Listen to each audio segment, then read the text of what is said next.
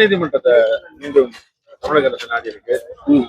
உங்களுடைய எந்த ஒரு மதவாத சக்திகளோ எந்த ஒரு பிரிவினைவாதத்துக்கும் மற்றும் அண்டர்ஸ்ட் இல்லாத மாநிலமாக உருவாக்கும். அது பிஜேபி அதற்கு முதுகெலும்புள்ள ஒரே முதலமைச்சர், திராவிட மாடல் ஆட்சியினுடைய நாயகன், எங்கள் மாண்புமிகு முன்னாள் தமிழக முதல்வர், இந்நாள் திராவிட முன்னேற்ற கட்சி கழக தலைவரை குறிப்பிட்டால் நீங்கள் கேட்ட கேள்விகளுக்கெல்லாம் பதிலாக அமையும். இன்றைக்கு இருப்பவர்கள் பாரதிய ஜனதாவின் பி டீமாகத்தான் அனைத்து நிலையிலையும் செயல்பட்டு கொண்டிருப்பது இன்றைய சட்டமன்ற கூட்டத்தொடர் அவர் பதில் உரையிலே கூட கண்டிருப்பீர்கள். திருப்பரங்குன்றம் விவகாரத்தை பொறுத்தளவில் இனத்தால், மதத்தால், மொழியால் மக்களை பிளவுபடுத்த தேர்தல் நேரத்திலே கடுமையான ஒரு சதிவலை பின்னப்பட்டது. பல்வேறு நிலைகளிலும் ஆட்சி அதிகாரத்தை விட மக்களுடைய ஒற்றுமை என்று செயல்பட்ட எங்களுடைய திராவிட மாடல் ஆட்சியினுடைய நாயகன், எங்கள் உயிரினும் மேலான திராவிட முன்னேற்ற கழக தலைவரைத்தான் இன்றைக்கும் தமிழக மக்கள் நினைத்து பார்க்கக்கூடிய ஒரு நற்காரியங்களை அன்றைக்கு செய்து முடித்திருக்கின்றார். அதே நிலை தொடர்ந்தால் தமிழக மக்கள் நிம்மதி பெருமூச்சு விடுவார்.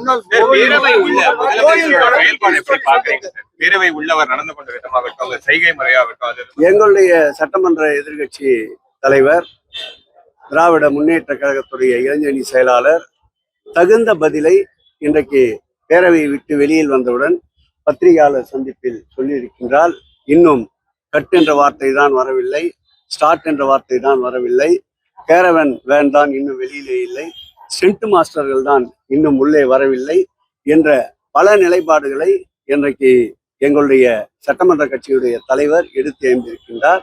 அதே கருத்து தான் எங்களுடைய கருத்தும் இன்றைக்கு முதலமைச்சர் அவருடைய உரையை பொறுத்தளவு. கோயில் பணத்தை வந்து கமர்ஷியல் யூஸ் பண்ணக்கூடாது. நேற்று அந்த ஊட்டி தனியா பேட்டி கொடுக்குறோம். நான் இன்னைக்கு சொல்லியிருந்தேன், யாருமே இன்னைக்கு வரல. இல்ல, கூட்டம் ஒரே தள்ளிக்கிட்டே போகுது. மொத்தமா கூப்பிட்டு வச்சிருக்கு. கார் பார்க்கிங்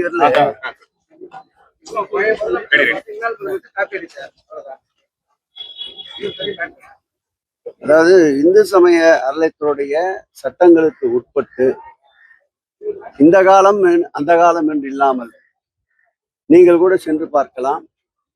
மயிலாப்பூர் திருக்கோயில் அமைந்திருக்கின்ற நம்முடைய சாய்பாபா திருக்கோயில் அமைந்திருக்கின்ற தெருவிலே மயிலாப்பூர் கபாலீஸ்வர் திருக்கோயிலுக்கு சொந்தமான ஒரு திருமண மண்டபம் இருக்கும். அந்த மண்டபத்தை 1967ஆம் ஆண்டு அன்றைய முதல்வர் பக்தவச்சலம் திறந்து வைத்திருக்கின்றார். அந்த திறப்பு விழா கூட அன்றைய ஆளுநர் அந்த நிகழ்விலே பங்கேற்றிருக்கின்றார். நான் சொல்வது 1967ஆம் ஆண்டு. கிட்டத்தட்ட 59 ஆண்டுகளுக்கு முன்பாகவே திருமண மண்டபங்கள் என்பது இருந்து வருகின்ற ஒரு நிலை. நீதிமன்றங்களில் அது குறித்த வழக்கு வந்தபோது அதில் நீதிமன்றங்கள் திருமண மண்டபங்கள் கட்டுவதை பரிசீலிக்க வேண்டும் என்று தடை உத்தரவு பிறப்பித்த பிறகு அது உச்ச நீதிமன்றத்தில் வழக்கு தொடர்ந்து நிலுவையில் உள்ளது. அது ஒரு புறம். நேற்றைக்கு மாண்புமிகு அமைச்சர் அவர்கள் அவையிலே குறிப்பிட்ட செய்தி, குன்னூரிலே அமைந்திருக்கின்ற ஒரு விநாயகர் கோவிலை குறித்து தெரிவித்திருந்தார். இந்து சமய அறநிலையத்துறையுடைய சட்டங்கள் விதி 36(1)A என்ன சொல்லுகிறது என்றால், திருக்கோயிலுக்கு தேவைப்படுகின்ற நிதிகளை நலிந்த திருக்கோயில்களுக்கு, வசதியுள்ள திருக்கோயிலிருந்து கடன் பெற்று அந்த திருக்கோயிலுடைய மேம்பாட்டிற்கும் அந்த திருக்கோயிலுடைய வருமானத்திற்கும் பயன்படுத்தலாம் என்று சட்டம் அனுமதித்திருக்கின்றது. அந்த வகையிலே அந்த திருக்கோயிலை பொறுத்தளவில் நாம் ஏற்கனவே சொல்லியது போல் அந்த ஊட்டியிலே அமைந்திருக்கின்ற 52 திருக்கோயில்களுக்கும் நான் 5 நாள் முழுமையாக ஆய்வினை மேற்கொண்டேன். அந்த இடம் 10,000 சதுரடி அந்த விநாயகர் கோயிலுக்கு சொந்தமான இடம். அந்த இடத்திலே நகராட்சியும் ஏற்கனவே car parking, multi level car parking கட்டுவதற்கு தேவை என்று கோரியிருந்தது. இந்த வகையில் நாம் அந்த இடத்தை ஆய்வு செய்து அன்றைய சட்டப்பேரவை உறுப்பினராகவும் அந்த மாவட்டத்தினுடைய அமைச்சராகவும் இருந்த அருமையண்ணன் ராமச்சந்திரன் அவர்கள் கோரிக்கை வைத்ததற்கிணங்க இதை பரிசீலித்து இந்த கோயிலுக்கு தேவைப்படுகின்ற நிதியை மருதமலை திருக்கோயிலிருந்து கடனாக பெறுவதற்கு அவர்களுக்கு இந்த திருக்கோயிலுடைய செயற்பொறியாளர் ஒரு தாக்கீது அனுப்பி அதன் அடிப்படையில் அந்த திருக்கோயிலில் இருக்கின்ற டிசி அவர்கள் பரிந்துரைத்து அது ஜேசி வாயிலாக ஆணையருக்கு சென்று அன்றைக்கு அரசாணை பிறப்பிக்கப்பட்டது. அந்த திருக்கோயிலுடைய நிதியை பயன்படுத்துவதற்கு அந்த திருக்கோயிலுடைய மருதமலை திருக்கோயிலுடைய அறங்காவலர்கள் அன்றைக்கு சம்மதம் தெரிவித்து தீர்மானம் நிறைவேற்றியிருக்கின்றார்கள். இதில் எங்கு என்ன தவறு நடந்தது என்று அவர் நேற்று சொன்னார் என்றே தெரியவில்லை. நிச்சயமாக சொல்லுகிறேன், கமர்ஷியல் என்பது அந்த திருக்கோயிலுக்கு தேவையான வருமானங்களை ஈட்டுகின்ற ஒரு முயற்சி. ஒரு இடம் எந்த பயன்பாட்டிற்கும் இல்லாமல் 90 என்பது சுற்றுலா பகுதி, தினந்தோறும் 1000 கணக்கான மக்கள் வந்து செல்கின்ற பகுதி. அந்த பகுதியிலே வாகனம் நிற்பதற்கு கூட இடங்கள் இல்லாத ஒரு சூழல். ஒரு பெரிய கடைகள் முன்பு கூட ஒரு 2 வீலர் பார்க்கிங்கை கூட அனுமதிக்க முடியாத ஒரு சூழல். திருக்கோயிலுக்கு வருகின்ற பக்தர்கள் பயன்பாட்டிற்கு மாத்திரமல்லாமல் அங்கு வருகின்ற சுற்றுலா பயணிகளுடைய பயன்பாட்டிற்கு அந்த மல்டி லெவல் கார் பார்க்கிங் கட்டி கொடுக்கப்பட்டால் அதில் நிர்ணயிக்கப்படுகின்ற அந்த கட்டணத்தை வைத்து ஊட்டியிலே இருக்கின்ற 52 திருக்கோயில்களும் நலிவடைந்த நிலையிலே இருக்கின்ற திருக்கோயில்களுக்கு முழுமையாக அதில் வருகின்ற வருவாய் திருக்கோயிலுடைய அடிப்படை தேவைகளை பயன்படுத்த முடியும் என்ற தொலைநோக்கு பார்வை கடந்த திராவிட மாடல் ஆட்சியிலே தொடங்கப்பட்டது. அதை முழுமையாக உணராமல் புரியாமல் ஒரு அமைச்சர் அவசர கதியில் பேசுகிறார். ஆகவே இதன் பிறகாவது, இந்த பேட்டியை பார்த்த பிறகாவது அந்த திட்டம் ஏன் கொண்டு வரப்பட்டது, அந்த திட்டம் ஏன் செயல்படுத்தப்படுவதற்கு முயற்சித்தது என்பதை அவர் உண்மை நிலையை உணர வேண்டும். இதுவரையில் அந்த திட்டத்திற்குண்டான அனுமதி ரத்து செய்யப்படவில்லை என்பதையும் இந்த நேரத்தில் தெரிவித்துக் கொள்கிறேன். 500 பேர் கூட வராத ஒரு இடத்துக்கு இத்தனை மல்டி லெவல் கார் 500 பேர் கோயிலுக்கு வருவதற்காக அல்ல, 5000த்திற்கும் மேற்பட்டவர்கள், 50,000த்திற்கும் மேற்பட்டவர்கள், லட்சத்திற்கும் மேற்பட்டவர்கள் விடுமுறை காலங்களில், கோடை காலங்களில் பயணிகளாக, சுற்றுலா பயணிகளாக வருபவர்களுக்குத்தான் அந்த கார் பார்க்கிங் ஏற்படுத்தப்பட்டதே தவிர வெறும் திருக்கோயிலுக்கு வருபவர்களுக்கு மாத்திரம் அந்த பயன்பாட்டிற்கு ஏற்படுத்தப்படவில்லை.